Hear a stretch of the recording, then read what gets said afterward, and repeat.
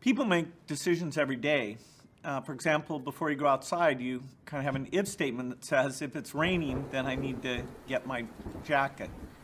And computers are amazing once you decide those kinds of statements, that they can reliably execute those things at unbelievable speed.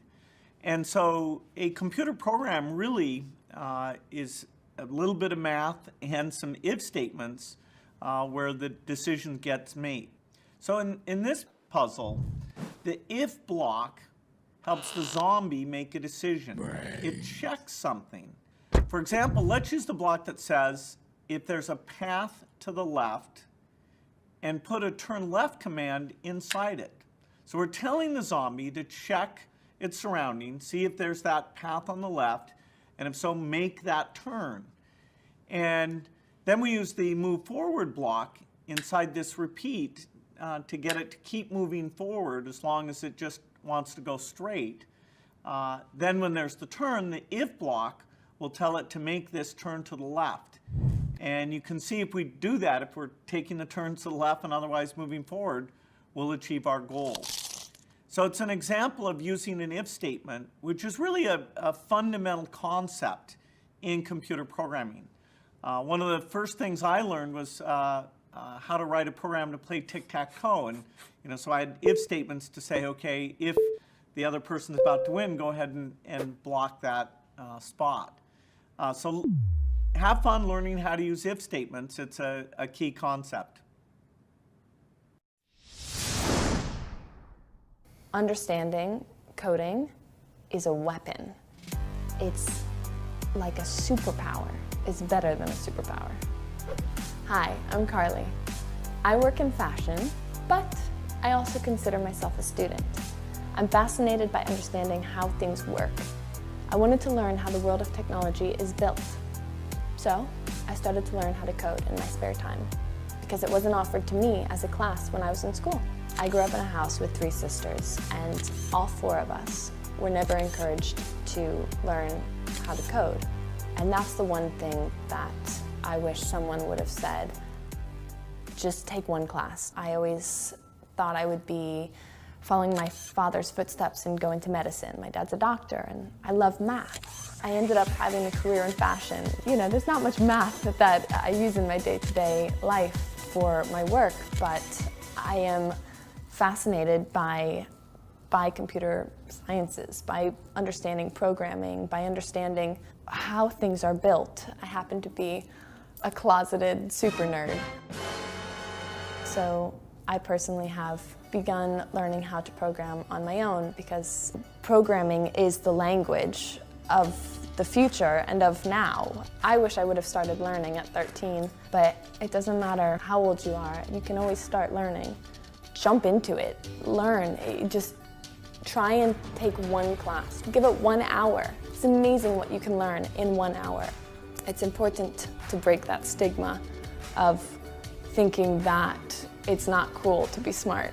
If you can understand, much less speak, code, you can build anything.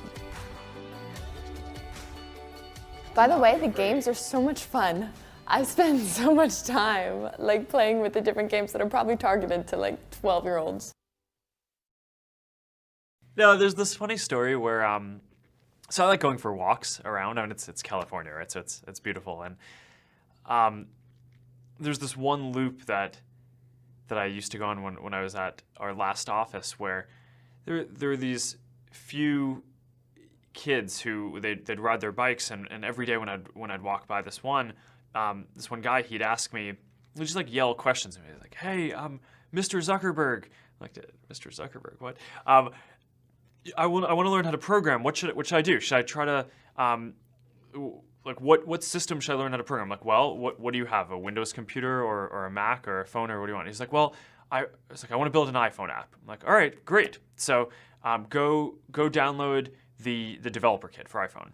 So then I'd come back a couple days later and he'd just say, yeah, my loop. And he's like, okay, so I went to go download the developer kit, and my mom says it's $99. Should I get it? And I'm like, yeah, tell your mom you should get it. So he's like, okay, I'll go do that.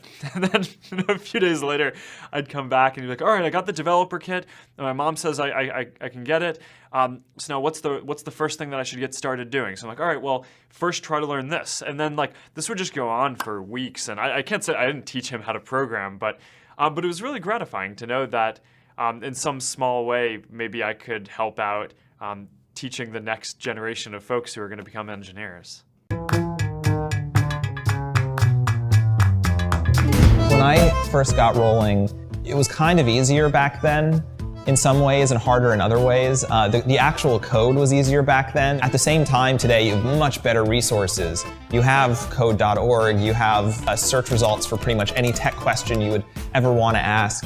You have school courses, you might even have teachers today that know how to code, understand how the internet works, and can teach you. That's a pretty incredible resource that I didn't have around me growing up. Probably the first website I ever built was just copying the HTML code from yahoo.com and just editing it until it was David's website. And the more you do that, the more you actually start to learn the language yourself and you're able to start to build this stuff from scratch. Or putting your work out there early, even before it's perfect, even before you really have found your voice yet and know what you're trying to say, is an amazing feeling and an amazing learning experience and a chance to start to connect with people who will kind of take you the rest of the way there. But if you have any aspirations of putting your idea, putting your work out there into the world, start now.